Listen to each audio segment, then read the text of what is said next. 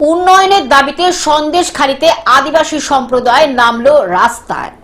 উন্নয়নের দাবিতে সন্দেশখালীতে আদিবাসী তফসিলি সম্প্রদায় নামলো রাস্তায়। ভাওতাবাজির অভিযোগ সরব সুকুমার সর্দার। সুন্দরবনের উন্নয়নের দাবিতে এবং আদিবাসী ও তফসিলি সম্প্রদায়ের মানুষের দীর্ঘদিনের বঞ্চনার প্রতিবাদে রাস্তায় নামলেন হাজার হাজার মানুষ।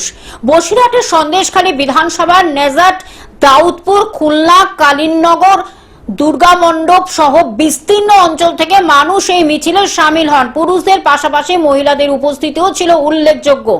ভারতীয় আদিবাসী ও তফসিলি জাতি উন্নয়ন সংস্থার উদ্যোগে আয়োজিত এই মিছিলের নেতৃত্ব দেন আদিবাসী নেতা সুকুমার সর্দার। তার বক্তব্য উঠে আসে ক্ষোভ, বঞ্চনা ও দীর্ঘদিনের জমে থাকা অসন্তোষের চিত্র।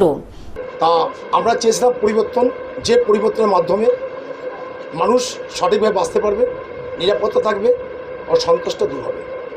কিন্তু আমরা দেখতে পাচ্ছি অতীতে সিপিএম যা করেছে, টিএমসি ক্ষমতায় তার আরও বেশি করলো। এলাকায় সন্ত্রাস, দাঙ্গা হাঙ্গাম, অত্যাচার, চাকরি নেই, উন্নয়ন নেই, শুধু বাহানা কথাবার্তা। বিজেপি ক্ষমতায় আসলেও এর কোনো হেরফের হবে না। দক্ষিণ 24 পরগনা থেকে সৌমভ মণ্ডলের রিপোর্ট, গ্লোব নিউজ। এখন থেকে গ্লোব টিভি দেখুন আপনার স্মার্টফোনেও। গুগল প্লে স্টোর অথবা অ্যাপল স্টোর থেকে ডাউনলোড করুন গ্লোব টিভি লাইভ অ্যাপ। এছাড়া জিও টিভি অ্যাপ থেকে দেখুন গ্লোব টিভি লাইভ।